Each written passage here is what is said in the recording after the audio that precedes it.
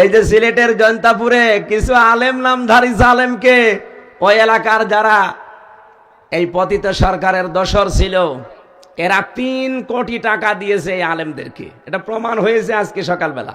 3 কোটি টাকা তাদেরকে দিয়ে বলেছে এই দেশে যারা ইসলামপন্থী সব এক হয়ে যাচ্ছে, এই যে জামাত ইসলাম, চরমোনাই, হেফাজত ইসলাম, খেলাফত সব এক হয়ে যাচ্ছে না, তারা বলছে আমরা ভোটের বাক্স ইসলামের একটা চাই, যে যেখানে দাঁড়াবে অসুবিধা নেই। চরমোনা এখানে দাঁড়ালে জামাত দাঁড়াবে না, এখানে জামাত দাঁড়ালে চরমোনা দাঁড়াবে না, আমরা ভোট চাই বাক্স ইসলামের একটা। এইটা তৈরি করে দেন, সারা দেশে ইসলাম এ দেশে কায়েম হতে বাধ্য।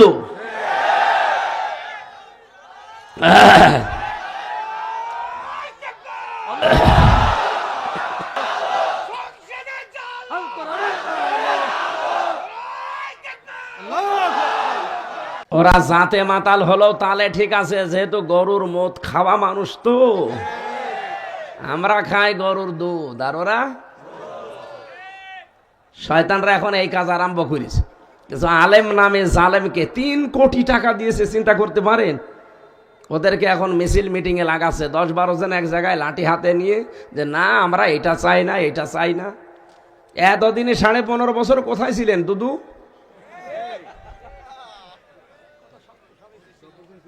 এখন তাদের একজনকে ধরে পিটিয়েছে প্রশাসন, বলছে যে এই করেছিল, কি করব, গোপনে টাকাগুলো দিয়ে গেল, হালাল করা লাগবে না। আমরাও আহ্বান জানাচ্ছি, শুধু সিলেটের জয়ন্তাপুরে না, বাংলাদেশের যেখানে যেখানে এই জালেমদের টাকা এরকম 3 কোটি 5 কোটি দিতে চায়, টাকা নেবেন, একদিন এরকম করবেন, পরের দিন টাকা হালাল হয়ে যাবে। শয়তানরা মরুক। বলেন এই দেশে যেই মানুষগুলো এই তাগুতের সাথে মিশে বাতিলের 5 আটা গোলামি করে ইমানের দাবি করতো, ওদের ইমান এখন ঠিকই আছে?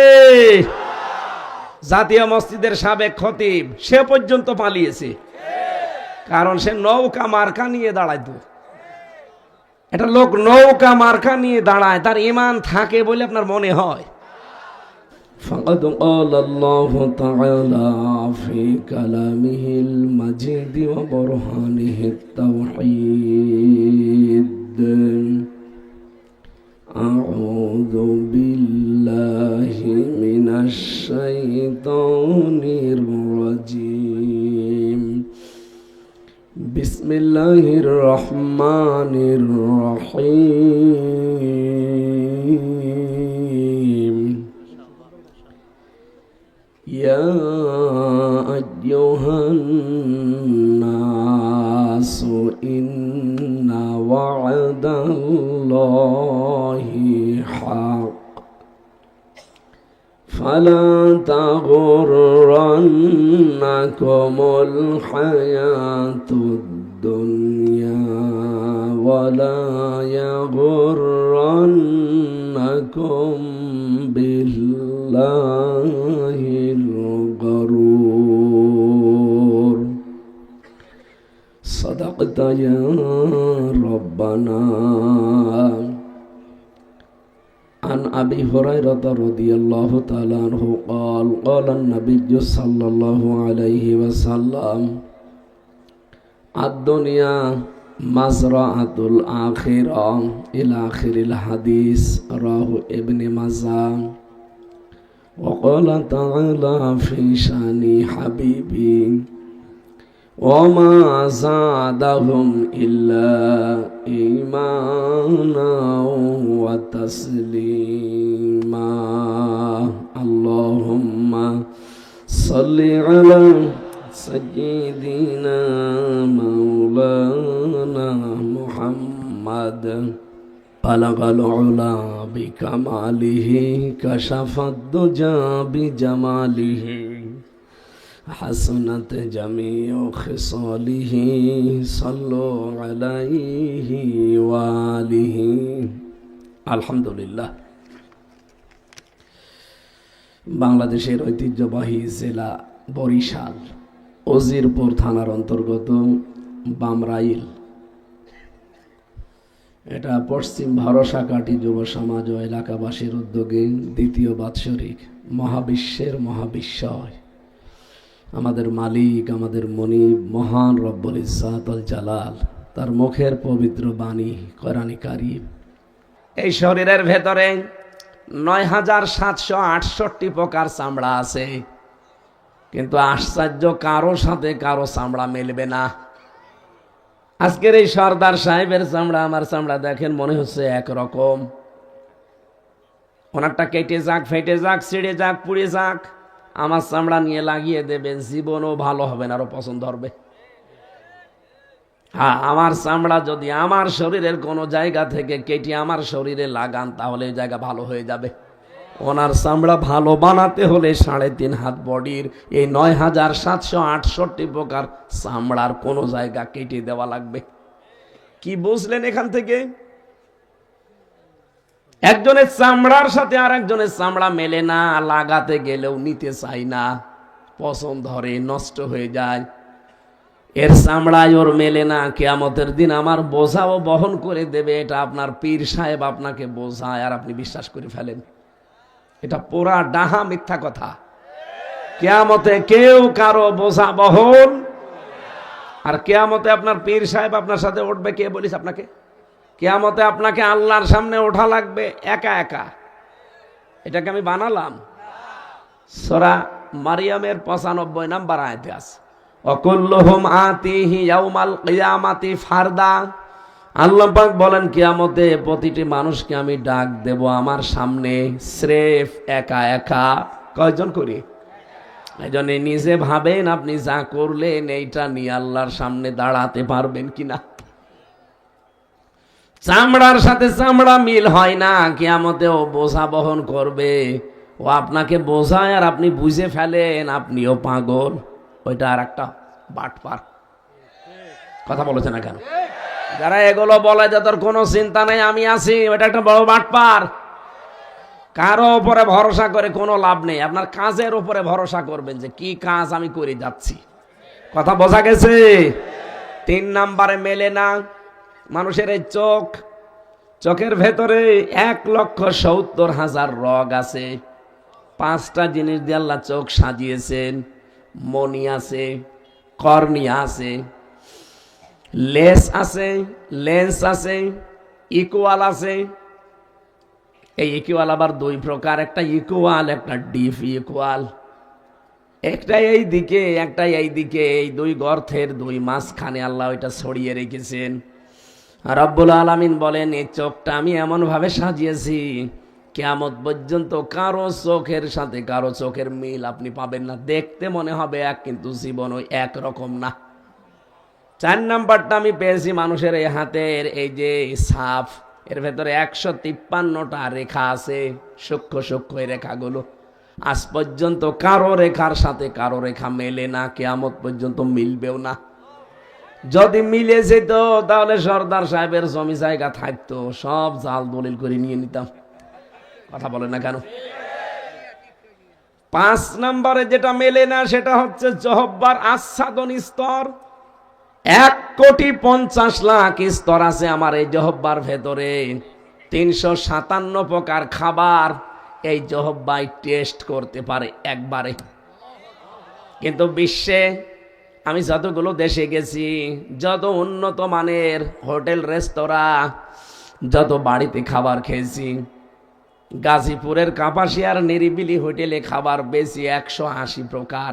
এর উপরে আমি আর পাইনি। বিশ্বে আমি যতগুলো দেশে গেছি এই ছোট বয়সে, বাংলাদেশ তো কোনো জায়গা বাকি নেই। কোন জায়গায় আমি এই 357 প্রকার খাবার একবারে রান্না হয় আমি পাইনি। পেয়েছেন আপনি? আমি 180 প্রকার পেয়েছি। তাহলে আমার জহব্বাই স্বাদ নেওয়ার স্তর আছে কত? 357 প্রকার। এত খাবার আপনি পাবেন কোথায়? ওই নিরিবিলি হোটেলে দেখি ওরা কলা পাতা সেদ্ধ করে বলে যে এটা ভর্তা। মানে এইভাবে 180 প্রকার। কাঁঠালের পাতা ভর্তা। এই সব ভর্তা ভর্তা মিলে, মাছের তরকারি, গোশতের তরকারি সব মিলে হচ্ছে 180 প্রকার। অথচ আল্লাহ আমাদের জহব্বার ভেতরে স্বাদ নেওয়ার স্তরই দিয়েছে 357 প্রকার। এটার সাথে কারোটার কারো মিল নেই। আমার রুচি একরকম, সর্দার সাহেবের রুচি একরকম। সর্দার না? আমিও সর্দার, আমি আমির হামজা সর্দার, তো ওইটা বংশের নাম। এই যে পাঁচটা বিষয় কারো সাথে কারো মিলছে না দুনিয়ায়, কিয়ামতের দিন আপনার সাথে যে মিলবে ও আপনার বোঝা বহন করে দেবে, সে তোর চিন্তা নেই, এগুলো কিন্তু বানোয়াট, মিথ্যা কথা। সুতরাং কারো ওপরে আজকে থেকে আর ভরসা করবেন, এটা যদি না করেন বাংলাদেশে অনেক দরবার এমনি উঠে যাবে, বিশেষ করে ফরিদপুরের এই দুইটা, এই রাজা কি, এটা কি দেওয়ান, কি নাম কি এটা, আটরশি, আর এই যে চন্দ্রপাড়া, এরপরে ঢাকার রাজারবাগ, দেওয়ানবাগ, কুতুববাগ, এই শরীয়তপুরের আছে সুরেশ্বরী। বাংলাদেশে এরকম 48,000 দরবার আছে। এই এলাকায় তো কম, সব বেশি সিলেটে আর চট্টগ্রামে। ওদের ঘরে ঘরে পীর, আবার মহিলারা হচ্ছে মা পীর, পীর মা বলে ডাকে ওদেরকে। আমি পীর বিরোধী না, পীর মানে শিক্ষক, পীর মানে উস্তাদ, পীর মানে মুআল্লিম। যেটা জানেন না তার কাছে যে জেনে নেবেন, এইটাই শেষ। কি কথা বলেন না কেন? তাই বলে আপনি গরু ছাগল নিয়ে বাবা শাহজালাল সব হালাল করবেন না। গরুটা কিনে এলাকার মানুষকে খাবার দেন, কাজে লাগবে। আমি একবার রাজবাড়িতে শহরে একটা মাহফিল ছিল, এই ছেলে যাওয়ার আগে আমি এই যে কিয়ামতের এই দৃশ্যগুলো তুলে ধরলাম, যে কিয়ামতে কেউ কারো না, তিনটা বিচারের স্তর আল্লাহ সাজাবে। প্রথমে আপনাকে একা একা ডাকবে, এরপরে ডাকবে আপনার নেতার সাথে, এরপরে ডাকবে সবাইকে মিলে। উনি জ্ঞানী মানুষ, এমন শিল্পপতি। অনেকক্ষণ, প্রায় 1.5 ঘন্টা কথা শোনার পরে আমারে বলছে, হুজুর কি বললেন? আমি এতদিন মনে করতাম যে আমার বাবাই সব, বাবাই রব।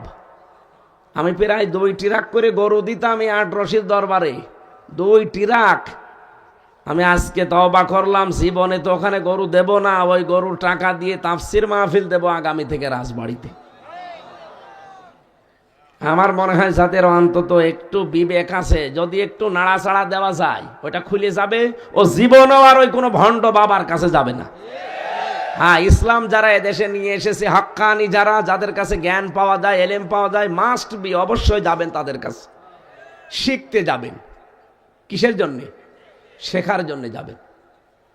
চট্টগ্রামের বাইতুল শরফের মরহুম পীর সাহেব ছিলেন মাওলানা শাহ আব্দুল জব্বার রহমতুল্লাহ আলাইহ। নিজের জন্য একটা বাড়িও বানাতে পারেননি।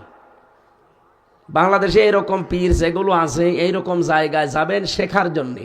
তিনি মোনাব্বিহাত, কিতাবুল মোনাব্বিহাতের বাংলা করেছেন হাফেজ ইবনে হাজার আসকালানি রহমতুল্লাহ আলাইহ। আমি সেখান থেকে আজকে আলোচনা করব, আপনারা থাকবেন তো ইনশাল্লাহ। এরকম জ্ঞানী মানুষ যারা পীর আছে, আলেম আছে, তাদের কাছে যে আপনি শিখে নেবেন। ফাসালু আহলা যিকরি ইন কুনতুম লা তা'লামুন। যেটা জানো না, যারা জানে তাদের কাছে জেনে নিবা, এ ঘোষণা কার? কিন্তু তার গা পা টিপে দেওয়া লাগবে, বউ ছেলে মেয়ে নিয়ে সব সেখানে যে পড়ে থাকবেন না, এগুলো নেই, ইসলামে নেই। বরিশালবাসী এদিকে তাকান, মহিলা প্যান্ডেল নেই। মহিলাদেরকে যদি এখানে বলি, এই যে ফাঁকা জায়গাগুলো আছে, আপনারা আসেন, বোরকা পরে আসেন, অসুবিধা নেই, এখানে বসে পড়েন, মানবেন? এই কথা বলেন না, মানবেন? ফাঁকা জায়গা আমরা তো ভাই বোনের মতোই মনে করব, অথবা মেয়েদেরকে মা খালার মতোই মনে করব। তারপরও তারা পর্দা করে বোরকা পরে আছে। এ অবস্থায় থাকার পরে ফাঁকা জায়গা পড়ে আছে, এতগুলো জায়গা ফাঁকা। এরপরও যদি তাদেরকে আপনি বসতে দিতে রাজি না হন, বলেন তো, নারী পুরুষ এক জায়গায় রাতের বেলা দরবারে জিকির করে, এ কি আসলে কোরআন হাদিস মেনে করে? এগুলো যে ভণ্ড, শয়তান, প্রতারক, এ আর কি ফতোয়া দেওয়া লাগবে? আশা করছি আপনি বুঝে ফেলেছেন আমার এই উদাহরণে। আল্লাহ আমাদেরকে তৌফিক দিন, বলেন আমিন। যে আল্লাহ আমাদের কণ্ঠ ছেড়ে দিয়েছেন, জবান খুলে বলেন আলহামদুলিল্লাহ। দরুদ আর সালাম পাঠের মাধ্যমে আজকের তেলাওয়াতকৃত আয়াত সূরা ফাতির 5 নম্বর আয়াত পড়েছি। কোন সূরা? 45টা আয়াত আছে, একটা মাত্র আয়াত পড়েছি। আমার আজকের আলোচনার বিষয়, শয়তানের বন্ধু এই পৃথিবীতে নবীর উম্মতের ভেতরে 10 প্রকার মানুষ। এই ভালো করে খেয়াল করেন। ইহুদি, খ্রিস্টান, বৌদ্ধ, মুশরিক, মাজুসি, প্রায় 4,500 ধর্মের লোক আছে দুনিয়ায়। ওগুলো কি নবীর উম্মত? বলেন বলেন, নবীর উম্মত কারা? আমরা যারা মুসলিম দাবি করি তারা। এই ভালো করে বুঝবেন। শয়তান একবার 2 পাহাড়ের মাঝখান দিয়ে চলে যাচ্ছিল মক্কায়। নবীজি ডাক দিলেন, এই এদিকে আয়। কোথায় যাস? বলছে আমার বন্ধুর কাছে। বন্ধু মানে? আপনার উম্মতের ভেতরে 10 প্রকার মানুষ আমার বন্ধু, আমি তাদেরকে খুব ভালোবাসি, আমি বন্ধুত্ব হিসাবে তাদেরকেই মেনে নিয়েছি, তাদেরকে আমি এখন একজন বন্ধুর কাছে যাচ্ছি তার উপকার করার জন্যে। শয়তান ওই দিন নবীকে আর একটা কথা জানিয়েছে, হে রাসূল, আপনার কাছে আমি মিথ্যা বলবো না, আপনার উম্মতের ভেতরে 10 প্রকার মানুষকে আমি বন্ধু হিসাবে মেনে নিয়েছি, আর 20 প্রকার মানুষকে আমি শত্রু মনে করি। আমার আলোচনার বিষয় 30টা। এই আয়াত থেকে এই তথ্যগুলো সব বের করব। যারা যারা থাকবেন তারা হাত তোলেন, না থাকলে হাত তুলবেন না। এই আন্দাজে না, দেখেন তো হাত তোলেনি কে? এই যে আলহামদুলিল্লাহ, ঠিক আছে। আমি তো এইভাবে কথা বলি না, আপনারা জানেন আমার কথাবার্তার আর ধরন এইভাবে না। আসলে কণ্ঠ পারছে না, শরীর সাপোর্ট দিচ্ছে না, তাই কথা বোঝা যাচ্ছে তো। আমরা এই 30টা বিষয় দেখি, অন্য কোনো মানুষ কিন্তু না, ইহুদি খ্রিস্টান মুশরিক সব বাদ, শুধু নবীর উম্মতের ভেতরে শয়তানের বন্ধু কয় প্রকার মানুষ। সূরা ফাতির, ফাতির শব্দের শাব্দিক অর্থ কোন মডেল ছাড়া, নমুনা ছাড়া যিনি তৈরি করেন। এই পৃথিবী আল্লাহ বানিয়েছেন কোন মডেল দেখে দেখে, কোন নমুনা দেখে দেখে? আমাদেরকে যে আল্লাহ বানালেন কোন নমুনা দেখে? বলেন বলেন। এই যে যিনি নমুনা ছাড়া, মডেল ছাড়া বানাতে পারেন তার নাম ফাকির। তিনি তৈরি করেছেন কোন নমুনা, মডেল, চিহ্ন ছাড়া। 45টা আয়াতের একটা আয়াতে শুধু আমার আল্লাহ আমাদেরকে ডাক দিয়েছেন। ইমানদার বলেন না, ডাক দিয়েছেন ইয়া আইয়ুহান্নাস, হে মানব মণ্ডলী, ইন্না ওয়াদাল্লাহি হক, অবশ্যই আল্লাহর ওয়াদা সত্য। ফালা তাগুররান্নাকুমুল হায়াতুদ দুনিয়া, এই দুনিয়ার জীবনটা যেন তোমাদেরকে ধোঁকার ভেতরে ফেলে না দেয়। দুনিয়ার জীবনে ধোঁকায় পড়ে যেও না। ওয়ালা ইয়াগুররান্নাকুম বিল্লাহিল গারুর, আর ওই মহাপ্রবঞ্চক, ওই শয়তান, ওই প্রবঞ্চকের ধোঁকায় পড়ে তোমরা যেন আল্লাহ সম্পর্কে আত্মভোলা হয়ে থেকেও না। এটা বাংলা অর্থ ছিল। মহাপ্রবঞ্চক বলতে আল্লাহ কাকে ইঙ্গিত দিয়েছেন তার পরের আয়াতে জানিয়েছেন, ইন্নাশ শাইতানা লাকুম আদুউন ফাত্তাখিযুহু আদুওয়া, অবশ্যই তোমাদের শয়তান তোমাদের শত্রু, তাকে শত্রু হিসাবেই তোমরা গ্রহণ করো। ইন্নামা ইয়াদউ হিজবাহু লিয়াকুনু মিনা আসহাবিস সাঈর, অবশ্যই শয়তান তার দলবলকে ডাকে সে যেন জাহান্নামে তাদের সঙ্গে করে নিয়ে যেতে পারে। এ বাংলা অর্থ এ পর্যন্ত শুনে কিছু বুঝেছেন? কিছু বোঝেননি। এবার আমরা তাফসিরে যাচ্ছি। আপনারা ওঠেন মানে বললেন যে উঠবেন না? প্রসাব পায়খানা আর বিড়ি খাওয়া ছাড়া কেউ যেতে পারবেন না। এটা তো বরিশাল বিভাগ, ঝামেলা আছে। চট্টগ্রাম আর সিলেটের জন্য আবার বিড়ি সিগারেটের মাসলা আলাদা, ওখানে ইমাম সাহেবও বিড়ি খায়। কিন্তু আমাদের এই চট্টগ্রাম, খুলনা আর বরিশালে বিড়ি খাওয়া ইমাম না, বিড়ি খাওয়া মসজিদের কেউ রাখবে? বিড়ি খাওয়া খাদেম রাখবে? এই দুই বিভাগ খুব কড়াকড়ি বেশি। বিড়ির ক্ষেত্রে, সিগারেটের ক্ষেত্রে চট্টগ্রাম আর সিলেট আবার একটু সহজ আছে। তো যেহেতু এটা সিলেটও না, চট্টগ্রামও না, এটা হয় বরিশাল নাই পাশে খুলনা। কথা বলে না কেন? আমার বাড়ি খুলনা বিভাগে, আপনারা বরিশাল, আমরা প্রতিবেশী। আমাদের একটু মিল আছে যে অন্তত আমরা আর যাই করি, বিড়ি খাই। বলছেন না? আকিস বিড়ি যায় কোথায়? যারা খান এটা ছেড়ে দেবেন, এটা বদ অভ্যাস। পৃথিবীর একটাই খাবার যার শরীরে লেখা থাকে আমাকে খাবেন না, খেলে ক্যান্সার হবে, লেখা থাকে না ভাই? পৃথিবীর কোন খাবার এমন আছে যে লেখা থাকে যে আমাকে ধরবেন না, খাবেন না, খেলে মরে যাবেন? কেউ যদি বিস্কিটের ওপরে লিখে দেয় যে আমাকে খাবেন না, খেলে মরবেন, দোকানদার যদি টাঙিয়ে রাখে দোকানের ওপরে, মানুষ বলবে তোর বিস্কুট তুই খেয়ে মর। অথচ এই যে তামাক, কত কিছু নষ্ট করে দেয় শরীরের। আশা করছে এটা ছেড়ে দেবেন, আপনার ইচ্ছাই যথেষ্ট। ধূমপান ছাড়ার জন্যে, বিড়ি সিগারেট ছাড়ার জন্য ওয়াজ করা লাগবে না, আপনার ইচ্ছাই যথেষ্ট।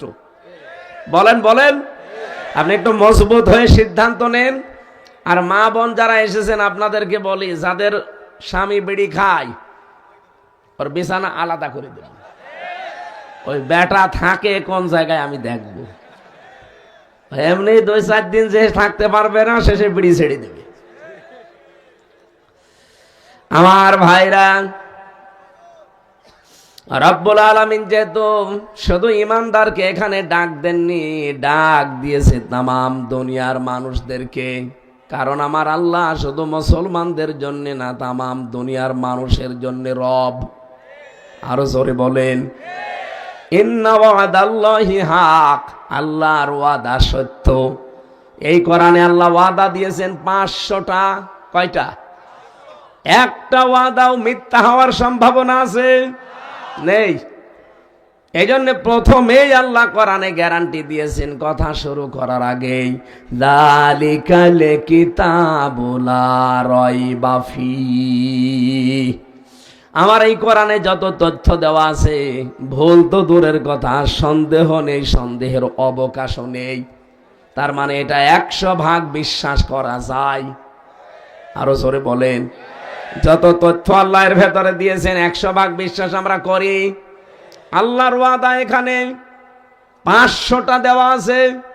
ইন্না ওয়াদাল্লাহি হাক্কুন, আমি আল্লাহ যত ওয়াদা করেছি সবগুলো সত্য। আল্লাহর ওয়াদা ছিল এই দুনিয়ায় যদি ঈমান আনার পরে কেউ ভালো ভালো কাজের আঞ্জাম দিতে পারে, আমি আল্লাহ তার মেহমানদারি করার জন্য জান্নাতুল ফেরদাউস তৈরি করে রাখলাম। এই আয়াতটা সূরা কাহফের ভেতরে আছে, 107 নম্বর আয়াত। জন্মের পর থেকে আমরা আয়াতটা শুনেছি, কিন্তু এর ভেতরে একটা তথ্য আছে, ভালো করে শুনবেন আলেম যারা আছেন।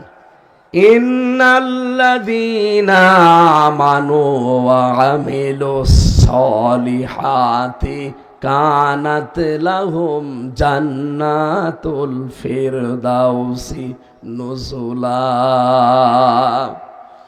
নিশ্চয় যারা ঈমান আনে, না নিশ্চয় যারা ঈমান পায়। এদিকে তাকান। কোরআন শরীফে আপনি এমন আয়াত কোন জায়গায় পাবেন যে যারা ঈমান পায়? না, যারা ঈমান। আরো জোরে বলেন।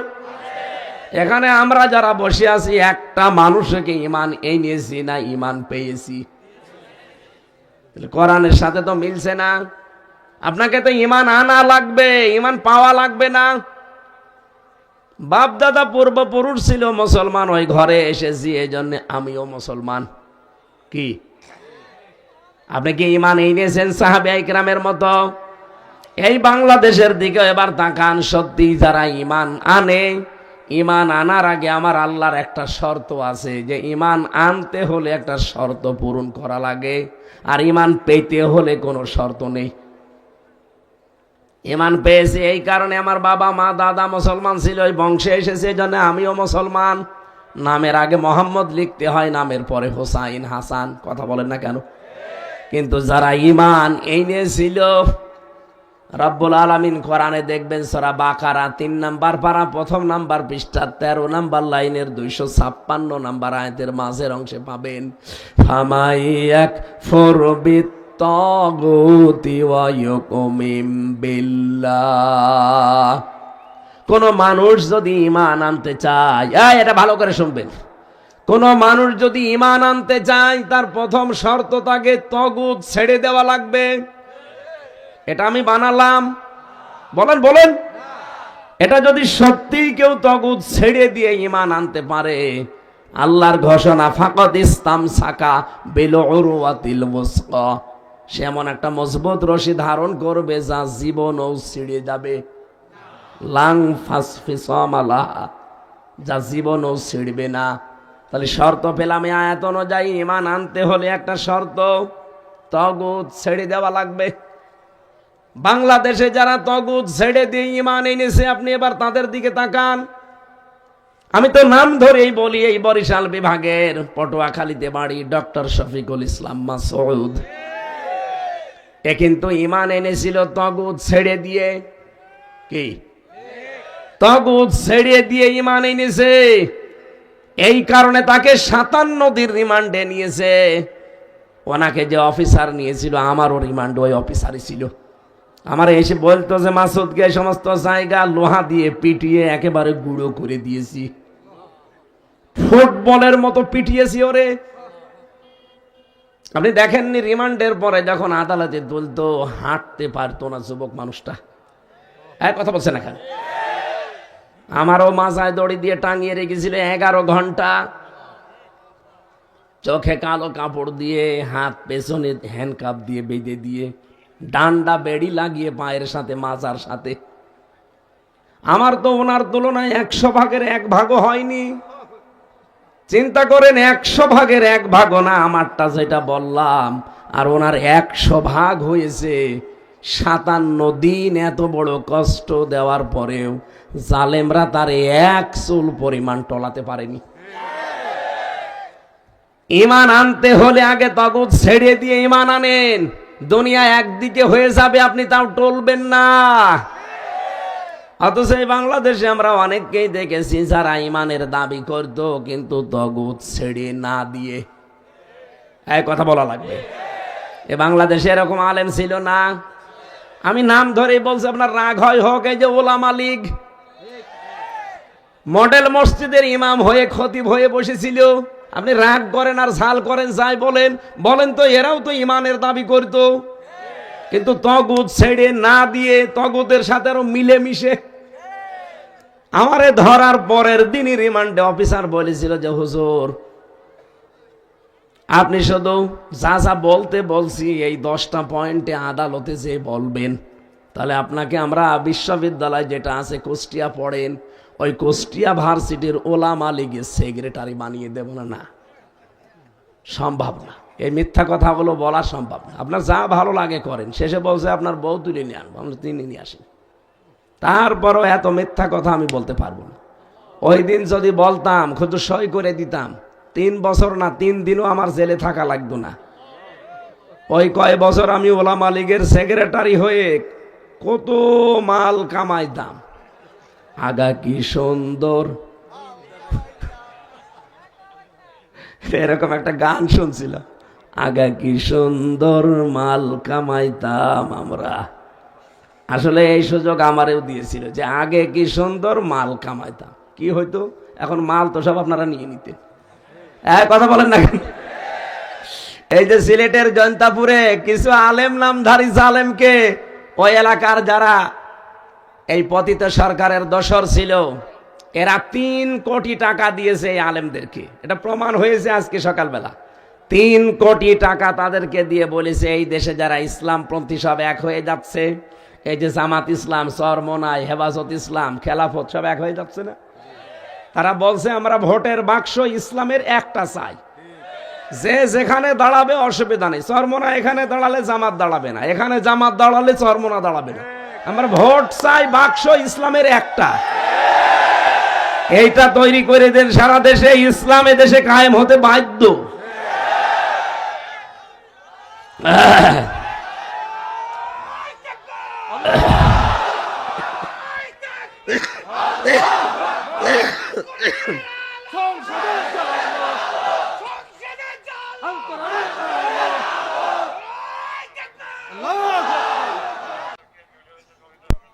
ওরা জাতে মাতাল হলো তালে ঠিক আছে, যেহেতু গরুর মদ খাওয়া মানুষ তো, আমরা খাই গরুর দুধ আর ওরা শয়তানরা এখন এই কাজ আরম্ভ করেছে। কিছু আলেম নামে জালেমকে 3 কোটি টাকা দিয়েছে, চিন্তা করতে পারেন। ওদেরকে এখন মিছিল মিটিং এ লাগাচ্ছে, 10-12 জন এক জায়গায় লাঠি হাতে নিয়ে, যে না আমরা এটা চাই না, এটা চাই না। এতদিনে 15.5 বছর কোথায় ছিলেন দুদু?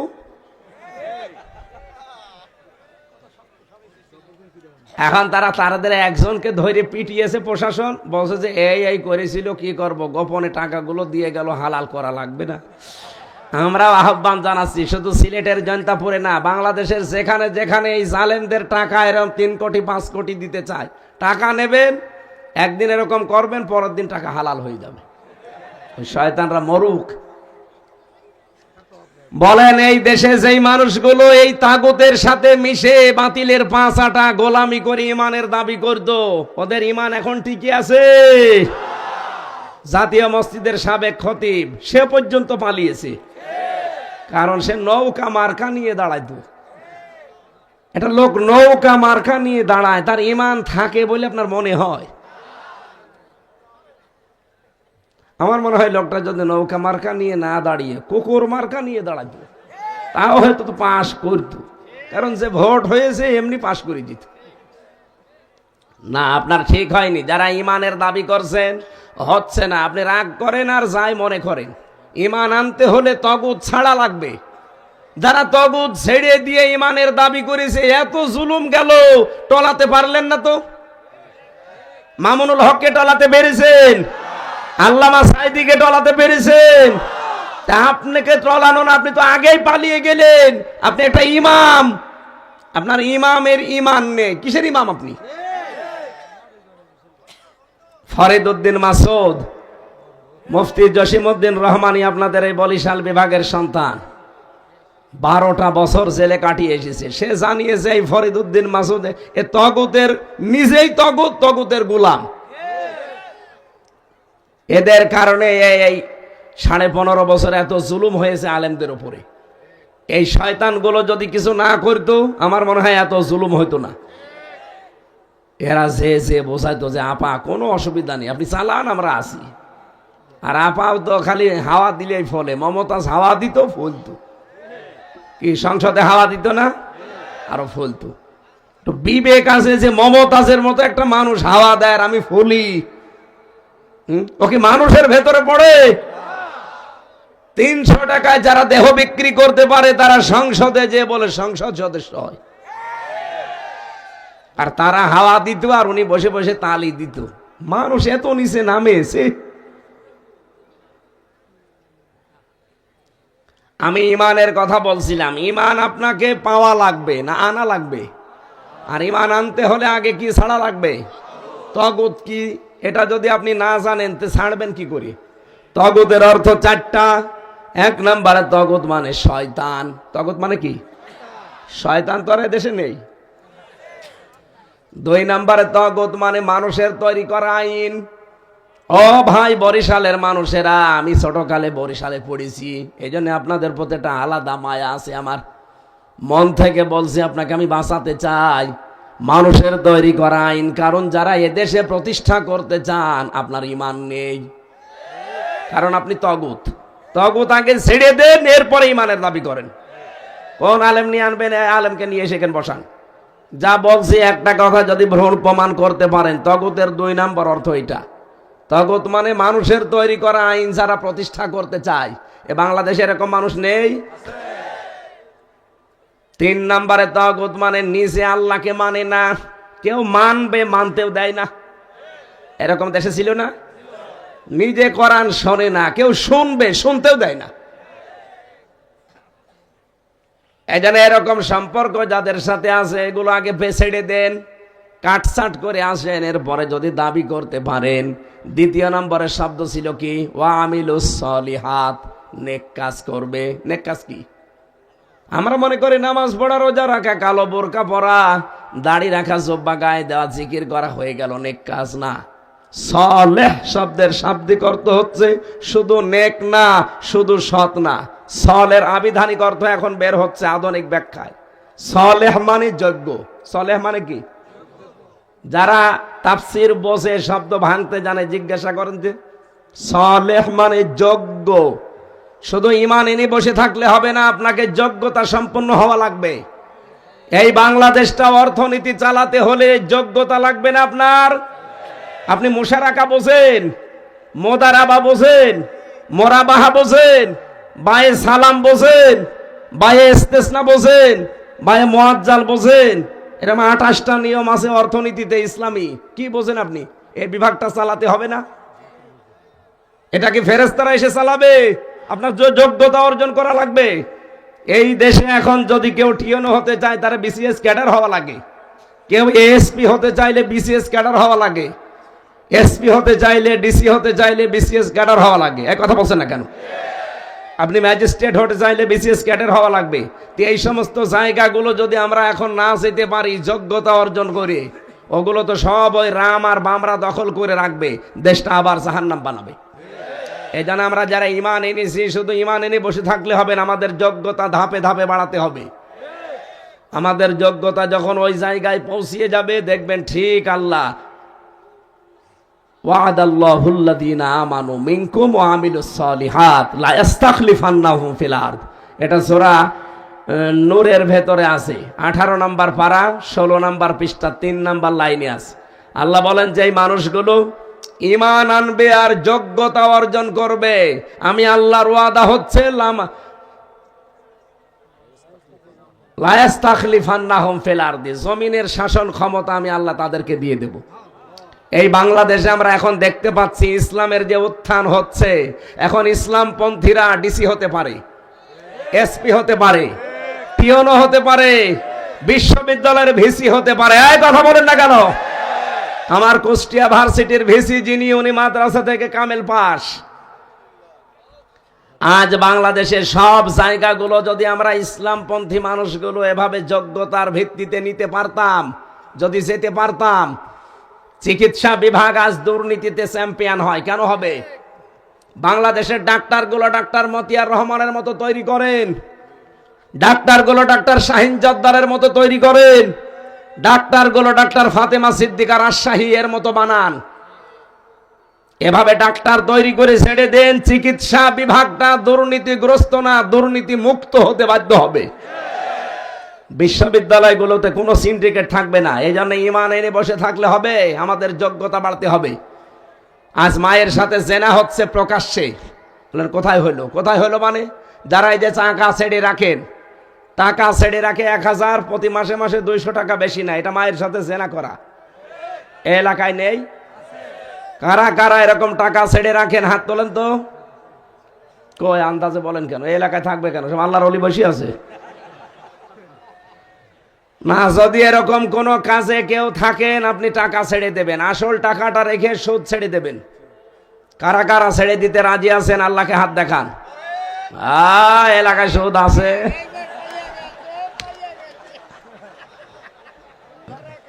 না ভাই, আপনি নামাজ পড়েন, আপনি রোজা রাখেন, আপনি হজ করে আসেন, কিসের ভণ্ডামি করেন আপনি?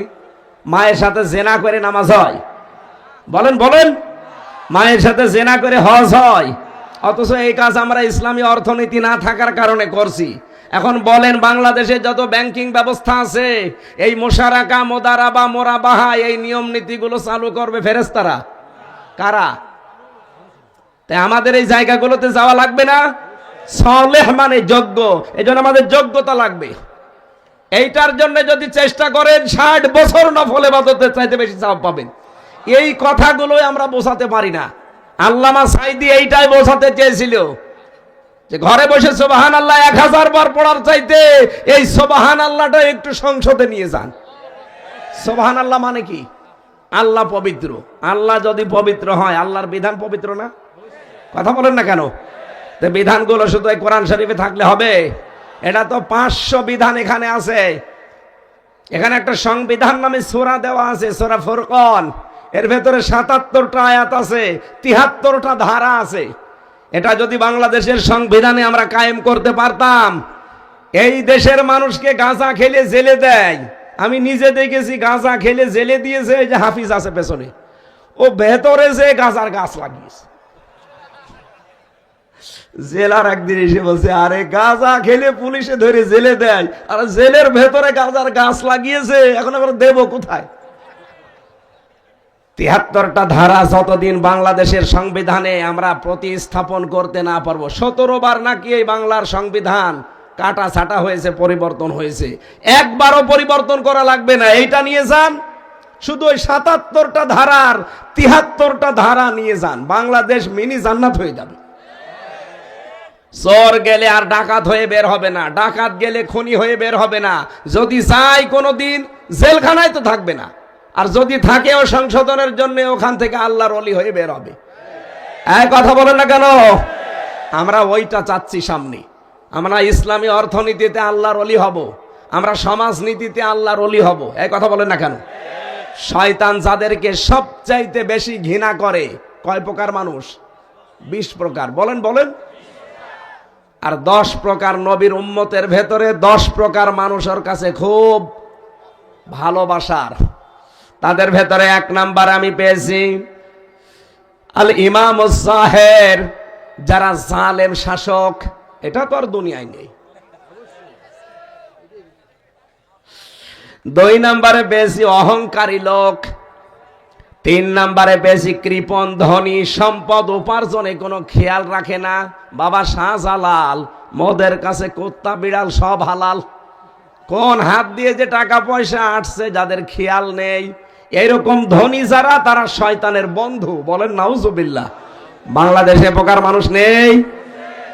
4 নাম্বারে পেয়েছি ওই আলেম যে জালেমের পক্ষে সাফাই গায়।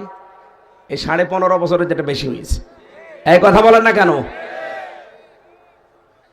তাহলে শয়তানের বন্ধু আলেমদের ভেতরেও ছিল না? বলেন। 5 নাম্বারে পেয়েছে যারা খেয়ানতকারী ব্যবসায়ী। এতে খাদ্যে ভেজাল দেয়, ফরমালিন মেশায়। তীর গ্রুপের মালিক নাই এনারা? তেলের ভেতরেও কত রকমের 2 নাম্বারই দেয়, কিন্তু এটার এখনো ঠিক আছে মানটা, ওটা এখনো পর্যন্ত ঠিক আছে। তীর এটা আন্তর্জাতিক ভাবে, দেশীয় এবং আন্তর্জাতিক মান সম্পন্ন অনুযায়ী এগুলো ব্যবহার হচ্ছে। যদি ভেজাল দেয়, শয়তানের বন্ধু হয়ে কিয়ামতে উঠবে। শুধু উনি না, যত ব্যবসায়ী দেশে আছে, আল্লাহ পাকের নবী ব্যবসায়ীদেরকে এত দাম দিয়েছেন। আত-তাজিরু সাদুকুল আমিন মান নাবিয়্যিনা ওয়াস সিদ্দিকিনা ওয়াস শুহাদাই ওয়াস সালিহিন। যারা সৎ ব্যবসা করে খাবে, সে যে ব্যবসায় হোক, যদি জায়েজ হয়, তাই বলে আবার বিড়ির ব্যবসা না, যেটা মানুষের উপকার হয়, এরকম ব্যবসা করে যারা খায়, যত ছোট কাজ হোক, কিয়ামতের দিন নবীদের সাথে, সিদ্দিকদের সাথে, শহীদদের সাথে আপনি উঠতে পারবেন। সুবহানাল্লাহ বলতে পারেন। খাদ্যে ভেজাল যারা দেন, তারা মানুষ হত্যাকারীর তালিকায় কিয়ামতে উঠবেন। কারণ আপনার এই খাদ্যে বিষ দেওয়া, ফরমালিন দেওয়া, ভেজাল দেওয়ার কারণে মানুষের কলিজা নষ্ট হয়ে যায়, হার্ট নষ্ট হয়ে যায়। এই কথা বলে না কেন? এই যে ডায়াবেটিস হচ্ছে আমাদের আজ, কেন? এই সমস্ত ভেজাল খাদ্য খাওয়ার কারণে। যেটা আপনি ফরমালিন দিনের ফলে, এই ফল আপনার মেয়েকে আপনি খাওয়াতে পারবেন? আমাকে খাওয়াচ্ছেন, আমার মেয়েকে খাওয়াচ্ছেন, আমার গোলন দুর্বল হয়ে যাচ্ছে। আপনি কিয়ামতে মানুষ হত্যাকারের তালিকায় উঠবেন। 6 নম্বরে পেয়েছে যারা পণ্য ক্রাইসিস করে, এক জায়গায় আটক করে রেখে কিছুদিন পরে দাম বৃদ্ধি করে দেয়। বাংলাদেশে এটা নেই? এরা মুসলমান, নবীর উম্মত দাবি করলেও শয়তানের বন্ধু, কিয়ামতে ওর সাথে উঠবে। ইন্নামা ইয়াদউ হিজবাহু লিয়াকুনু মিনা আসহাবিস সাগীর। ও চায় আমার এই বন্ধুরা কিয়ামতে আমার সাথে যেন জাহান্নামে যায়। বলেন নাউজুবিল্লাহ। 7 নম্বরে পেয়েছে যারা জেনাকারী। জেনা তো এ দেশে এখন নেই, ঘরে ঘরে জেনা চলছে। এই যে মোবাইলের ভেতরে এমন দৃশ্য আছে যেটা নিজে দেখলে আনন্দ লাগে, ইনি দেখলেই লজ্জা পান। এমন মানুষ নেই? এরকম দৃশ্য থাকলে ডিলিট করে দিন। এই জেনা, চোখের জেনা হচ্ছে, মুখের জেনা হচ্ছে, হাতের জেনা হচ্ছে, কলবের জেনা, সর্বশেষ লজ্জাস্থানের জেনা হচ্ছে। বিশেষ করে ধনী মানুষ এই দেশে আমরা যারা দেখতে পাই, এদের বিভিন্ন জিনিস দামি হয়। আজকে আমাকে কি দামি গাড়িতে করে আনতে গিয়েছিল। ধনী মানুষদের আমরা এটা দেখি, এদের গাড়ি দামি, বাড়ি দামি, পোশাক দামি, মোবাইল দামি, জামা দামি, খালি মেয়ে আর বউ কম দামি। এমন পোশাক পরিয়ে রাস্তায় নিয়ে আসে, আমার মনে হয় শয়তানও অত পাতলা পোশাক পরে না। মানুষকে আরো দেখায় যে জিনিস আমার আছে, আপনারা দেখেন। তা আপনার জিনিস আমি দেখে করব কি? 7 নম্বরে 8 নম্বরে পেয়েছে যারা সুদখোর। এই যে সুদের পর্যায় আছে, ইসলামী অর্থনীতিতে সুদের প্রকারগুলো আছে, এই সুদ আগে জানা লাগবে আপনাকে। 9 নম্বরে যারা বখিল, দান করে না। 10 নম্বরে যারা মাদক গ্রহণকারী এবং বিক্রেতা যারা। এই 10 প্রকার নবীর উম্মতের ভেতরে এই মানুষগুলোকে শয়তান বলে এরা আমার একেবারে উৎকৃষ্ট বন্ধু। আল মারউ মা মান আহাব্বা। দুনিয়ায় যার সাথে যার বন্ধুত্ব হবে, ভালোবাসা হবে, কিয়ামতে তার সাথে তাকে ওঠা লাগবে। আল্লাহ আমাদেরকে হেফাজত করেন। আমরা নবীর উম্মত দাবি করছি, আমরা যদি এই কাজগুলোতে থাকি, আমরা কি নবীর উম্মত আছি না শয়তানের বন্ধু হয়ে গেছি? আল্লাহ আমাদের হেফাজত করুন, বলেন আমিন। খালাকাল ইনসান আল্লামাহুল বায়ান। আল্লাহ তাআলা বলেন আমি মানুষ বানিয়েছি আর মানুষকে কথা বলা আমি শিখিয়েছি। কিন্তু এই কথা বলা বন্ধ করে দিয়েছিল আমাদের এই বাক শক্তিকে যারা রুদ্ধ করে রেখেছিল। আল্লাহ রাব্বুল আলামিন ১৫০০ বছর আগে একটা যুগ ছিল, ওই জামানার নাম আমরা জানি, ইতিহাসের পাতায় আছে, আয়ামে জাহিলিয়াতের যুগ। জানেন না? জীবিত মেয়েদেরকে কবর দিয়ে দিত। এখনো জীবিত মেয়েদের কবর দেওয়া হয়। তো দুনিয়ায় আসার আগেই, ওগুলো তো দুনিয়ায় আসার পরে দিত, এখন দুনিয়ায় আসার আগেই দিয়ে দেয়। কথা বোঝেন? পরপর যদি ২, ৩টা, ৪টা মেয়ে হয়ে যায়, ডাক্তার যদি বলে যে এটাও মেয়ে হবে, আমার মনে হয় ওইটা আর দুনিয়ায় ও আসতেই দেবে না। গতকালকে আমি যেখানে ছিলাম, একজন এসে ১ গ্লাস পানি আর একটা আপেল নিয়ে এসেছে, যে হুজুর আপেল পুড়ি দিন। আমি কি দিয়ে আপেল পড়বো? কোরআন শরীফের সূরা ফাতিহা এছাড়া আর কিছু আছে? সূরা ফাতিহা পড়ে ফু দেব। ও আমার কানের কাছে মুখ নিয়ে বলছে, হুজুর এমন আপেল পড়বেন যেন ছেলে হয়। মানে পরপর আমার ২, ৩টা মেয়ে আছে, আমিও ছাতা আর চাই না। এখন আমি সামনে একটা আশায় আছি, আপনি আপেলটা এমন ভাবে পড়েন যেন ছেলে হয়। ওরে আপেল ফেরত দিয়ে বললাম, এই আপেল পড়ে যদি ছেলে হইতো আমার 3টা মেয়ে, আমি আপেল আমার ম্যাডাম রে খাওয়াতাম। সুতরাং বহু ভ্রান্ত ধারণায় দেশে আছে আমাদের। কথা বলা এই যে শক্তিটা আমরা কোরআনে কারিম এবং হাদিস থেকে পেয়েছি। বিজ্ঞান এখন জানাচ্ছে মানুষকে আল্লাহ 5টা জিনিস আলাদা আলাদা দিয়েছে, যা দুনিয়ার কারো সাথে কারো মিল নেই। এটা দেওয়া লাগবে, এটা দিলে গলা ভেঙে যাবে।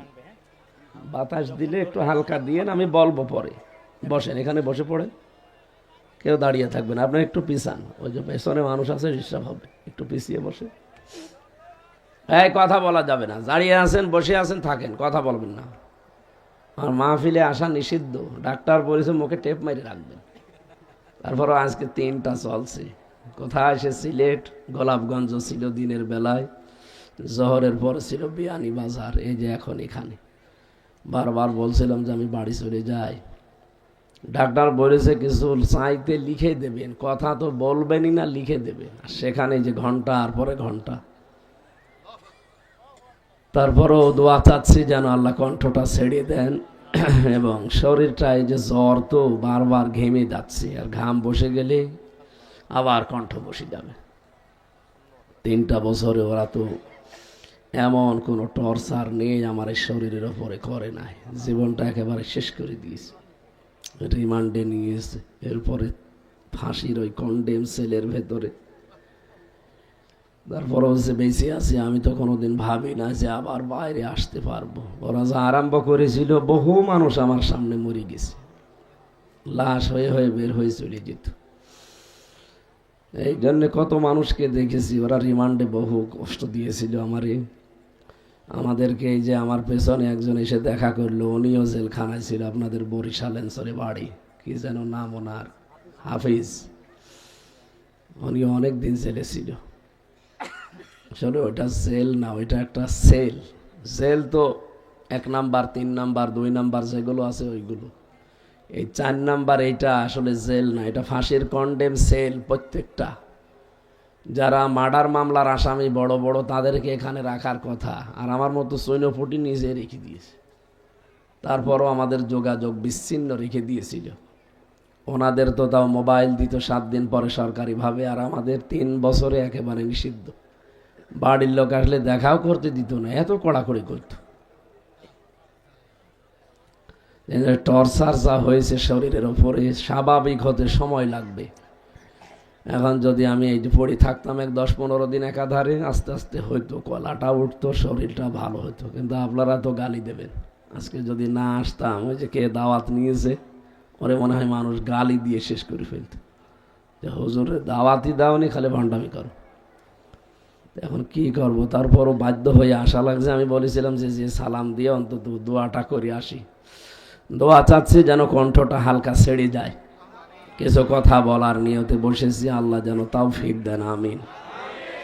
খুব ভালো করে কথাগুলো মিলাবেন। 5টা জিনিস আমি বলছিলাম, পৃথিবীর কারো সাথে কারো মিল নেই কিয়ামতের দিন। এই কারণেই কেউ কারো বোঝা বহন করবে না, যেহেতু এটা বরিশাল বিভাগ। বরিশাল না?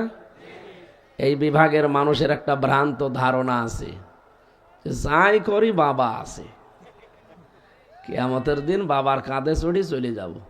অনেকে আবার 2-3-4 পীরের মরিদ হয়, 2 হাত ধরে এইভাবে মারবে, মাঝখানে পুলসিরাত পার হয়ে জান্নাতে চলে না। ওয়ালা তাজিরু ওয়াজিরাতুন বিজরা উখরা, কেউ কারো বোঝা বহন করবে না। তার প্রমাণ আমি এই 5টা বলছি। 1 নম্বরে কণ্ঠের স্বর।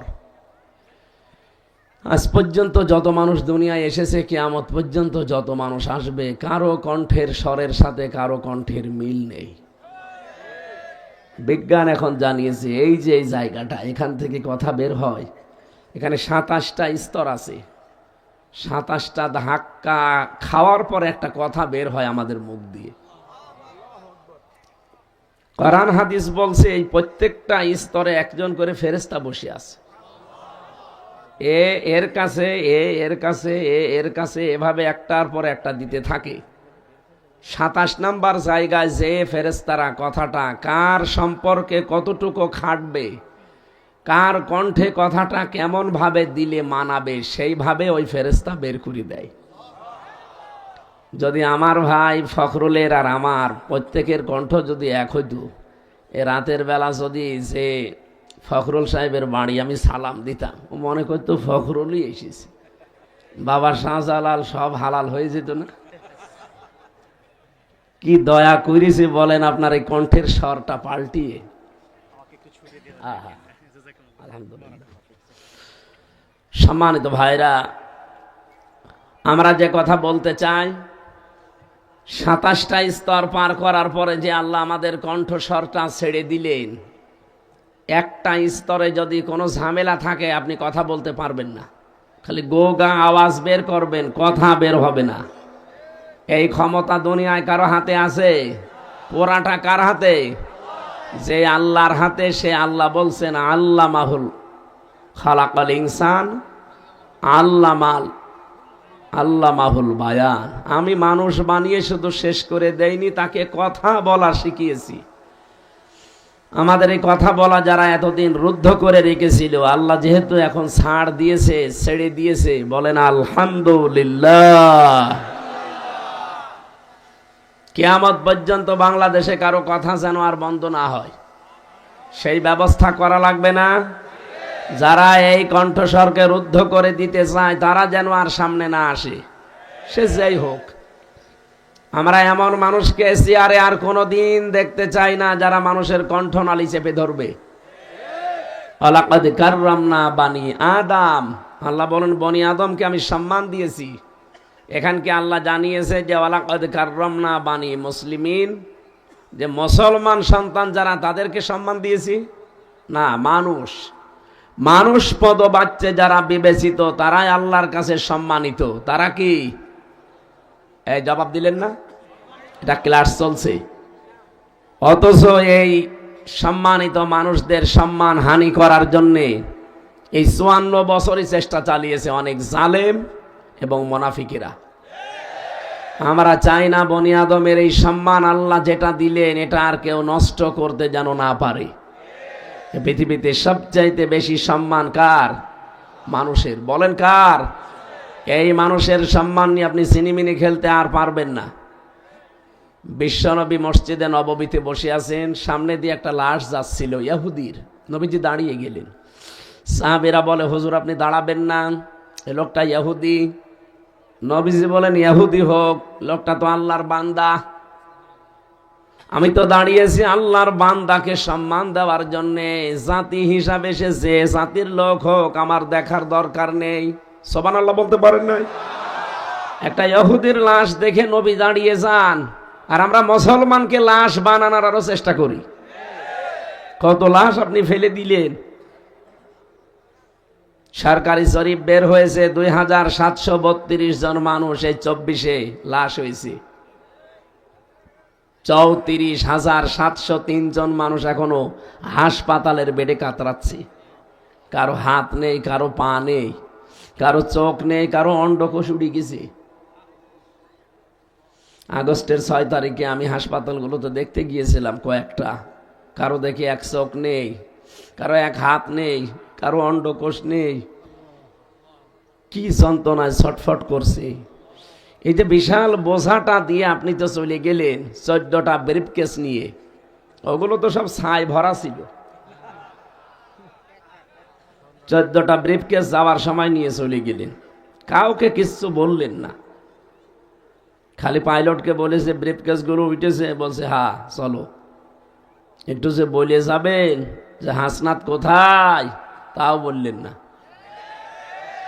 আপনার আত্মীয় না এটা ডাক দিয়ে তো বলতে পারতেন যে তুমি সিংহ পুরুষ। চলে গেলাম সিংহের মতো গর্জন দিও। কই আপনি কই? সে গর্জনও নেই, সে আগে গেছে। কাওয়া কাকুকেও বলে যেতে পারতেন। এমনকি আমার নাম্বারটা জোগাড় করে তো একটু বলতে পারতেন যে হামজা 3 বছর জেল খাটালাম, কিছু মনে করো না, চলে গেলাম। তাও বললেন না। ঠিক আছে স্যার, যেখানে আছেন অন্তত একটু নিরাপদে থাকেন। যে মাঝে মাঝে কিমি বের হচ্ছে, কয়েকদিন আগে এটা সত্য কিনা জানি না, মনে হয় সত্য না, বের হয়েছে যে ওনার ছোট বোনকে ওই দেশের এক মন্ত্রী নাকি ধর্ষণ করেছে। নাউজুবিল্লাহি মিন যালিকা। এই কথা যদি সত্য হয়, এই শেষ বয়সে এসে আমরা নাতি নাত করে কি করব? এই বয়সে এসে একটা বদনাম না? অন্তত আপনারা নিরাপদে থাকেন। আর বিশেষ করে দাদার কাছ থেকে খুব দূরত্ব রাখা লাগবে। দাদারও বউ নেই, আপনারও স্বামী নেই। সেদিন একটা গান শুনছিলাম ইউটিউবে, মোদিরও বউ নাই। আমার গলা পারছে না তো, আমি এই জন্য আর বললাম না। না, যারা এগুলো করছেন এই ষড়যন্ত্র থামানো লাগবে। এক সময় আপনি আনসার দিয়ে, এক সময় হেলমেট দিয়ে, এক সময় রিকশা দিয়ে, এক সময় বিভিন্ন জিনিস দাঁড় করিয়ে এই দেশকে অস্থিতিশীল করার চেষ্টা করবেন না। আগস্টের 5 তারিখের আগে দেশটা আর নেই, এখন দেশ পাল্টিয়ে গেছে। সুতরাং কারো ষড়যন্ত্রে পা দিয়ে, উস্কানিতে পা দিয়ে নিজের ভবিষ্যৎ নষ্ট করেন না। আপনি বাস্তবতা টের পাচ্ছেন না ভাই। এমনকি কিছু মানুষ এই যে চাঁদাবাজি করেন বিভিন্ন জেলায়, এখন এগুলো বন্ধ করেন। মনে করছেন কিছুই তো হয় না। কে বলেছে কিছু হয় না? গোয়েন্দা বিভাগ সব নখদর্পণে রেখেছে। আমি তো ওদের সাথে মাঝে মাঝে যোগাযোগ করে দেখেছি। বলছো হুজুর আমরা পর্যবেক্ষণে রেখেছি, দেখছি কে কি আমল করে, কাজ করে। ও মনে করছে আমি নারায়ণগঞ্জে বন্দরে রাত 2টার সময় চাঁদা চাইতে গেলাম, টের পেল কি করি গো? আরে ভাই, রাত 2টায় আপনি পায়খানায় বসে বসে কি করেন তা ওরা ওই অফিসে বসে দেখতে পায়। আমি নিজে দেখেছি ওদের মেশিন রিমান্ডে। এত উন্নত ওরা ওই মেশিনগুলো নিয়ে এসেছিল ইসরায়েল থেকে। এখন যারা ব্যবহার করছে ওরা নাই নেই, কিন্তু যারা এখন দায়িত্বে আছে ওরা তো ব্যবহার করছে না। আপনি মনে করছেন যে আমি কোথায় কি করে, কেউ টের পাই না। সব কিন্তু ওরা দেখতেছে। এই জন্য আপনি সাবধান হবেন। আপনারা অত্যাচারিত, জুলুম, নির্যাতনের শিকার একটা মাজলুম দল। ওই 14 দল বাদ দিয়ে আমরা যা আছি সবাই মাজলুম। কি কথা বলেন না কেন? শহীদ জিয়ার হাতে গড়া এই দেশ, এই দলটা, এই দলের ভেতরে এখন দুই গ্রুপ হয়ে গেছে, একটা বাম, একটা ডান। ডান যারা আছে তারা কিন্তু জান প্রাণ দিয়ে চেষ্টা চালাচ্ছে, কিন্তু বাম কিছু আছে তারা দাদাদের ফাঁদে পা অলরেডি দিয়ে দিয়েছে। এই জন্য তাদের মুখ থেকে এখন উলট পালট কথা। এই 15 বছরে জালেমরা যা বলেছিল ওরা এখন ওইটা বলছে। এই জন্য আপনারা এই বাম জিনিসটা কিন্তু খারাপ। বাম হাত দিয়ে মানুষ কি করে আপনি জানেন না? কি আমি বলা লাগবে? আর বামপন্থী যারা এরা জাহান্নামী। কি আমি বানিয়ে বললাম? আপনি কোরআনে কত আয়াত আল্লাহ দিয়েছেন, যারা বামপন্থী এরা হতভাগা, এরা জাহান্নামে যাবে, আল্লাহ নিজে তাদের উপরে লানত করেন। বলেন নাউজুবিল্লাহ। এজন্য আপনারা ফাঁদে পা দেবেন না ভাই। এই 15.5 বছরে আপনারা জুলুম, অত্যাচার, নির্যাতনের শিকার। হ্যাঁ, কিছু মানুষ জুলুম নির্যাতনের একেবারে স্টিম রোলার এত ভাবে চলেছে, তাদের উপরে চলার আর কায়দা নেই। এই কারণে হয়তো ডাইন বাম ইনকাম করছেন। এই দোষ শুধু এই নিরীহ কর্মীগুলোর না, এই দোষ আমার মনে হয় এই যে সমস্ত দলের লোক চাঁদাবাজি করে, তাদের যারা মেন দায়িত্বে আছে বড় বড়, এইগুলোর দোষ। তারা ক্ষমতায় থাকাকালীন কোটি কোটি টাকার মালিক অলরেডি হয়ে বসে আছে, আর যত ঝামেলা পুইয়েছে এই সাধারণ এই কর্মীগুলো। এদের বাড়িতে আজ খাবার নেই, মেয়ে লেখাপড়া করবে, খাতা কিনবে, খাতা কেনার টাকা নেই। কেন? জামাত ইসলাম দেখছে না তাদের দলীয় লোকজনকে? আপনারও তো দল, আপনি দেখতে পারেন না? তারা মামলা চালিয়েছে, বাড়ি ঘরের আটা চাল তরি তরকারি কিনে দিয়েছে, ছেলে মেয়ে লেখাপড়া করিয়ে দিয়েছে, তারপরেও তাদের টাকা নেই। আর আপনি কোটি কোটি টাকার মালিক হয়েছেন এই কর্মীগুলোর ঘাড়ের উপরে পা দিয়ে। তারা বছরের পর বছর জেল খাটবে। এই বরিশালের একজন আমার সাথে ছিল, বড়গুনায় বাড়ি, তার 313টা মামলা। তারে মাঝে মাঝে বলতাম যে ভাই আপনি কবে জামিন নেবেন, কবে বের হবেন, আর কয়টা হাজিরা দেবেন? সে একটা কর্মী মানুষ, তার জীবনটা শেষ করে দিয়েছে, অথচ বড় বড় লোক নেই বিএনপিতে। এই কথা বলে না কেন? আজ যারা দাদাদের ফাঁদে পা দিয়ে, উস্কানিতে পা দিয়ে উলট পালট কথা বলেন, আপনি কি টাকার মালিক কম হয়েছেন আমরা জানি না? আমি নাম ধরে বলতে গেলে এখন অনেকের বলতে পারবো। যেই কয়জন আসেন সারা বাংলাদেশে, বরিশাল বিভাগেও যারা বড় বড় দায়িত্বে আছেন, কি করবেন? টাকা কবরে নিয়ে যাবেন? এতদিন যারা জুলুম, অত্যাচার, নির্যাতনের শিকার হয়েছে তাদের পেছনে খরচ করেন। ইসলামী দলের লোকজনকে দেখেও শেখা যায় না এরা কি করছে। এদের নিজেদের আখের গোছানোর কোনো চিন্তা আছে?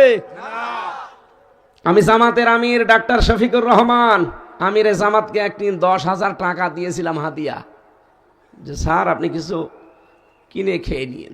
ওলা সঙ্গে সঙ্গে নিয়ে দেখলাম ওই জেলার যিনি দায়িত্বে আছে তারে দিয়ে দিল। কেন? তার টাকার দরকার না? সারা দেশ সে কত কাজ করে বেড়াচ্ছে। আপনাকে তো 10,000 না 10 টাকা দিলেও তো আপনি তো জীবনও দেবেন না। কি করেছেন? এই এর আগে তো ছিলেন দায়িত্বে, এতগুলো টাকা কি করেছেন? সব টাকা আপনার আছে আমরা জানি। আমি এই যে মালয়েশিয়া ঘুরে আসলাম, সিঙ্গাপুর, এখানে ওদের সাহেব পাড়া আছে। শুধুমাত্র এই জালেমদের নেই তা না, ওদেরও আছে। যেই হোটেলে উঠি, হোটেল থেকে নেমে দেখি 2 জন বসে চা খাচ্ছে। কি গো 2 ভাই এখানে? হুজুর আমরা আগেই পালিয়েছি।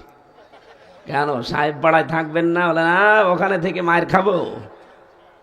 ওই জায়গায় গেলে বাংলাদেশের মানুষ এখানে আছে, পিটিয়ে ভর্তা বানিয়ে ফেলবে। এই জন্যে যারা করছেন এই ছোটখাটো মানুষগুলো, ভাইরা আপনারা একটু ধৈর্য ধরেন, দেশটা আগে একটু দাঁড় হোক। বাইরের বিভিন্ন মিডিয়া কিন্তু এখন একেবারে চাতক পাখির মতো চেয়ে আছে। আপনি টের পাচ্ছেন কিছু? এই যে ভয়েস অফ আমেরিকা কিছুদিন আগে একটা রিপোর্ট দিয়েছে, 257টা দেশ আছে পৃথিবীতে, প্রত্যেকটা দেশের ওপরে তাদের নজর। এতদিন আমাদের এই প্রতিবেশী নামে কলঙ্ক, এই দাদা বাবুরা এই 54 বছর আমাদের নামে যে মিথ্যাটা ছড়িয়েছে, এই জানুয়ারির 1 তারিখে সেটা পুরা মিথ্যা, এটা প্রমাণ হয়ে গেছে। মাইক্রোসফট এটা খ্রিস্টানরা চালায়, তারা জানিয়েছে তামাম দুনিয়ায় সবচাইতে বেশি মিথ্যা তথ্য পরিবেশন করে ভারত। আরে ভাই, ওরা কে আমার খালাতো ভাই, ওদেরকে আমরা টাকা পয়সা দিয়েছি, ওরা নিজেরাই রিপোর্ট বানিয়েছে, সবগুলো চিন্তা ভাবনা করে গবেষণা করে বানিয়েছে। সুতরাং এই 54 বছর বাংলাদেশের বিরুদ্ধে সাম্প্রদায়িক সম্প্রীতির নেই, এদেশে সংখ্যালঘু নির্যাতন হয়, এরকম কথা বলে বলে যারা বিশ্বের মোড়লদের বিশ্বাস করানোর চেষ্টা করিয়েছিলেন, মোড়লরা এখন বুঝে ফেলেছে আপনারা মিথ্যা কথা বলেন। আপনারা তো প্রতিবেশী, ওইটা তো আর পাল্টানো যাবে না। চরিত্র পাল্টান আপনারা। বিশ্বের মানুষগুলো আমরা দেখি মাটির নিচে কেউ সোনা পায়, রূপা পায়, কেউ তেল পায়, গ্যাস পায়, আর আপনারা এমন শয়তান শুধু মাটির নিচে মন্দির পান। এই কথা বলেন না কেন? তাও মন্দির যেখানে সেখানে পায় না, শুধু মসজিদের নিচে পায়। পিটিয়ে লম্বা করা দরকার শয়তানগুলোকে। বলে না, 500 বছর আগে এখানে মন্দির ছিল। আরে শয়তান বাংলাদেশে সহ এই অঞ্চলটা 850 বছর মুসলমানেরা শাসন করেছে। যদি আমাদের ধর্মে জবরদস্তি থাকতো, জোর জবরদস্তি বাড়াবাড়ি থাকতো, একটা মন্দিরও মাটির উপরে থাকতো না, সব মাটির নিচে চলে যেত। ঢাকার স্বামী বাগের ইস্কন মন্দির, এখন যদি বলি এটা 1000 বছর আগে মসজিদ ছিল, ভেঙ্গে আমরা মসজিদ বানাবো, কি মানবেন আপনি? কোন কারণে আল্লাহর ঘরগুলো ভেঙে দিচ্ছেন? গতকালকেও একটা ভেঙেছে। আল্লাহর ঘরে হাত দেন, উনি কি বসে আছে? আপনাদের বাপ দাদারা একবার কাবা শরীফে হাত দিয়ে কাজ ফিম মাকুল হয়ে গেছে। এই কথা বলেন না কেন? আপনারা যা আরম্ভ করেছেন, আল্লাহ কিন্তু ধরে না, ধরলে কিন্তু আর ছাড়বে না। 7 সিস্টার এমনি যায় অবস্থা। ওদিকে ডোনাল্ড ট্রাম্প ঘোষণা দেয়নি যে আমি শপথ নিয়েছি 20 তারিখে, এখন ভারতের 16 লাখ ভারতীয় আছে, আমি আর রাখবো না, সব ফেরত পাঠিয়ে দেব। আমাদের সাথে আপনাদের ব্যবসা বাণিজ্য বন্ধ। ওরা যদি 16 লাখ পাঠিয়ে দেয়, দাদা ধুতি খুলে যাবে। এর পাচ্ছেন কিছু? ধুতি খুলে যাবে। আমাদের ব্যবসা বাণিজ্য আপনাদের সাথে আর দরকার নেই। যে চুক্তিগুলো করেছিলেন, 53টা না 54টা চুক্তি করেছিলেন কন্যার সাথে, এখন কন্যা নেই, চুক্তিও নেই। আর ইউনুস, আপনি যে দোয়া পড়বেন বিপদে পড়িয়ে, কোন দোয়া পড়বেন? পড়তেও পারবেন না। দোয়া ইউনুস পড়বেন, আরো বেটা তো আন্তর্জাতিক খেলোয়াড়, চুক্তি সব বাতিল করে দিয়েছে। কে কথা বলে না কেন? 27টা দেশের ভিসা হয়তো ভারতে, সব টান দিয়ে নিয়ে চলে এসেছে বাংলাদেশে।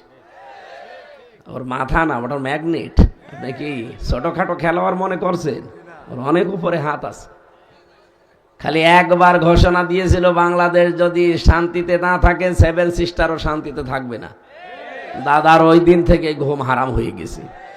কত চেষ্টা চালাচ্ছে এই দেশটা ভাঙার, আপনি জানেন তো? পারছে না, পেরে উঠছে না। আমাদের ভয় দেখিয়েছিল যে আমাদের না খাইয়ে মারবে। আরে ভাই, সামনে 1 মাস পরে আমাদের তো 1 মাস না খেয়ে থাকা ফরজ। এই যে সামনে 1 মাস না খেয়ে থাকা ফরজ না? আর আমাদের ভয় দেখেন, এখন নিজেরাই ভয়ে মরছে। ওদের পেঁয়াজ, ওদের আলু সব পচে যাচ্ছে। আমি বাংলাদেশের ছাড়া ভারতের প্রদেশগুলোতে বেশি থেকেছি, কারণ এখানে তো আমার অনুষ্ঠান হতে দিত না আগে। 18, 19, 20 সালগুলোতে হতে দিত না। 21, 22, 23 তো পুরা জেলখানায়। এই জন্য ওই সময়গুলো বেশিরভাগ কাটিয়েছি আমি এই ভারতের এই প্রদেশগুলোতে। দেখেছি ওই মানুষগুলো যে কি, ওদের খুব ভয় জীবনের উপরে। খালি ভয় দেখাবেন যে তোরা কিন্তু মেরে ফেলবো, ও আপনার বাবা না, দাদা না, পরদাদা ডাকবে। এত ভয় ওদেরকে। কোরআনে কারিমে আল্লাহ জানিয়েছেন, লা তাজিদান্না আসাদ্দান নাস আহারাসাল হায়াতিদ দুনিয়া মিনাল্লাযিনা আশরাকু। হে নবী, দুনিয়ার প্রতি মহব্বত, জীবনের উপরে সবচাইতে বেশি লোভ আপনি 2টি জাতিকে দেখতে পাবেন। 1 নম্বরে মুশরিক। 1 নম্বরে কারা? ওরা কি? এজন্য এত ভয় ওদের মরণের। শুধু বলেছি যে ওই দেশে চিকিৎসা নিতে যাব না। বাংলাদেশে দরকার হয় 8টা বিভাগে আমরা 8টা আন্তর্জাতিক মানের হাসপাতাল বানাবো। পাগল হয়ে গেছি, কারণ ওরা এই দেশ নিয়েই চলে। কি আরম্ভ করেছে দেখেন তো। একটা প্রতিবেশীর সাথে ওদের কোনো মিল আছে? কথাগুলো বলছে, এগুলো রেকর্ড হচ্ছে এই কারণে। একটা প্রতিবেশীর সাথে ওদের মিল নেই। এই জন্যে তো আন্তর্জাতিক বিশ্বগুলো আজ খেপে গেছে যে কি আপনি এত ভালো মানুষ, তো একটা প্রতিবেশীর সাথে আপনার মিল নেই। মানে আফগানিস্তানের সাথে একটা বর্ডার আছে, মিল নেই। আর পাকিস্তানের সাথে তো দা কুমড়ার সম্পর্ক। মালদ্বীপের সাথে মিল নেই, শ্রীলঙ্কার সাথে মিল নেই, ভুটান এতটুকু একটা রাষ্ট্র, তার সাথেও মিল নেই। মায়ানমারের সাথে মিল নেই, নেপালের সাথে মিল নেই, চীনের সাথে তো নেই। আমাদের সাথে ছিল, কন্যা নেই, মিল নেই। হ্যাঁ, ব্যবসা বাণিজ্য দরকারও নেই। এতগুলো দেশ যদি আপনাদের ছাড়া চলতে পারে, বাংলাদেশও চলতে পারবে ইনশাআল্লাহ। আমাদের ব্যবসা এখন হবে তুরস্কের সাথে, চীনের সাথে, পাকিস্তানের সাথে, তাদের ভেতরে মানবীয়তা আছে। এই কথা বলেন না কেন? আপনারা তো মানুষের ভেতরে পড়েন না। এত মিথ্যা কথাই 54 বছর ছড়িয়েছেন। এই দেশে মুসলমানদেরকে এবং ইসলামকে দাবিয়ে রাখার জন্য সবচাইতে বেশি ভূমিকা পালন করেছেন আপনারা। যারা দায়িত্বে ছিল এরা এত খারাপ হতো না। এদেরকে শুধু উস্কানি দিয়ে দিয়ে আলেমদেরকে, কত আলেম আমি জেলখানায় দেখলাম, এক এক ব্লকে 76 জন আলেম ভর্তি করে রেখেছে। আরে ভাই, আলেমরা কি করেছে আপনার? আমার মতো একটা ছোট্ট মানুষকে আপনি 3টা বছর এইভাবে জীবনটা নষ্ট করে দিলেন। কি হয়েছে? আমি তো এখনো দেশে টিকে আছি, আপনি তো থাকতেও পারলেন না। এই জন্য জুলুম যারা করে ওদের বিরুদ্ধে সরাসরি মামলা দেবে আল্লাহ নিজে। জুলুম যারা করে, যারা জালেম, ওদের বিরুদ্ধে মামলা কার? আরো জোরে বলেন। জেলে বসে বহু কষ্ট করি, কারণ ওখানে আমার খাতা কলম দিতে চাইতো না কারারক্ষীরা। বহু কষ্ট করে করে পারিবারিক জীবন নিয়ে, কারণ বহু মানুষ ওখানে জেল খাটতেছে পারিবারিক জীবনের কারণে। দাম্পত্য কলহ কি করে হয় এবং তার সমাধান কি করে করা লাগে, আমি জেলে টুকে টুকে রেখেছিলাম, বাইরে এসে ওগুলো বই লিখেছি। দাম্পত্য জীবনের কলহ এবং তার সমাধান, নারীদের জন্য একটা, পুরুষদের জন্য একটা। কোন জায়গায় গাড়ি আছে আমি জানি না, ওই যে গেটের সামনে সাদা গাড়ি আছে, ওখানে যে কয় পিস আছে যাওয়ার সময় মেয়েদের জন্য নিয়ে যাবেন। যে মাকে, মেয়েকে, বোনকে, বউকে উপহার দেবেন। ছেলেদের একটা আছে, মেয়েদের একটা আছে। কণ্ঠের যে অবস্থা, বেশি চাপ দিলে আরো বসে যাবে। আমি মাপ চেয়ে নিচ্ছি আজকের মতো, 1 ঘন্টা 15 মিনিট হয়ে গেছে। আগামীতে আবার আসলে কথা বলবো ইনশাল্লাহ। আল্লাহুম্মা আমিন। রব্বির হামহুমা কামা রব্বায়ানি সগীরা। আল্লাহুম্মা গফিরলি ওয়ারহামনি ওয়াহদিনি ওয়াফিনি ওয়ারযুকনি ইয়া রাব্বাল আলামিন। আল্লাহ, বরিশাল বিভাগের দিকে তাকাও। ওজিরপুর পশ্চিম ভরসা কাটি যুব সমাজ মিলে এলাকার মানুষকে নিয়ে জান্নাতের বাগান সাজিয়েছে। আমার তো মনে হচ্ছে সারা রাত কথা বললে বেড়ায় চাতক পাখির মতোই বসে থাকতো। আমার কণ্ঠ, শরীর এগুলোর দিকে তাকিয়ে আমি শেষ করে দিলাম। এরা যেভাবে তাকিয়ে আছে, আল্লাহ তুমি এদেরকে একেবারে খালি হাতে ফেরত দিও না। আল্লাহ তাআলা এদের জীবনের অপরাধগুলো ক্ষমা করে দিয়ে জায়গাটা নেকি দিয়ে পাল্টিয়ে দাও।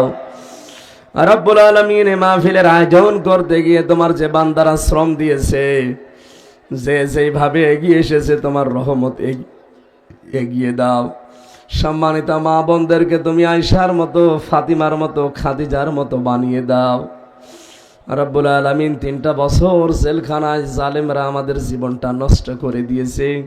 তুমি আমার শরীরটাকে, কণ্ঠটাকে আগের অবস্থায় ফিরিয়ে দাও। ডাক্তাররা বারবার বলছে কথা বলা একেবারে নিষেধ, কণ্ঠের এর নার্ভগুলো ফুলে মোটা হয়ে গেছে। আল্লাহ কি করব? এগুলো 1 বছর আগে নেওয়া না আসলেও তোমার বান্দা বান্দিরা এরা অপমানিত হবে, মানুষের কাছে কথা শুনবে। জোর করে হলো আশা লাগছে, মুক্ত জীবনে যখন ফিরিয়েই দিয়েছো আল্লাহ, কণ্ঠটাও ফিরিয়ে দাও। আমার শরীরটা তুমি মেহেরবানি করে আগের অবস্থায় ফিরিয়ে দাও। এলাকায় যত মানুষ কবরে আছে, আল্লাহ কবরগুলো তুমি জান্নাতুল ফেরদাউস বানিয়ে দাও। রব্বুল আলামিন, মাহফিলের সভাপতি বড় ভাই দেলাওয়ার সর্দার, আল্লাহ তাআলা তোমার এই গোলামকে তুমি কবুল করে নাও। আল আমিন ভাই সহ নাম না জানা যত মানুষ এই মাহফিলের জন্য শ্রম দিল, যে যে উদ্দেশ্য নিয়ে তোমার করারের কাছে এসেছে তার উদ্দেশ্য সফল করে দাও। মাহফিলের প্রধান অতিথি, বিশেষ অতিথি, বিশেষ করে ডক্টর ফখরুল আশিকি ভাই সহ যত আলেম এসেছে, আলেমদেরকে মঞ্জুর করো। আমি আর চাপ দিয়ে কথা বলতে পারছি না, বললেই কণ্ঠটা বসে যাচ্ছে। আল্লাহ মেহেরবানি করে তোমার বান্দা বান্দিদেরকে তুমি পূরণ করে দাও। আলহামদুলিল্লাহি রাব্বিল আলামিন। লা ইলাহা ইল্লাল্লাহু মুহাম্মাদুর রাসূলুল্লাহ।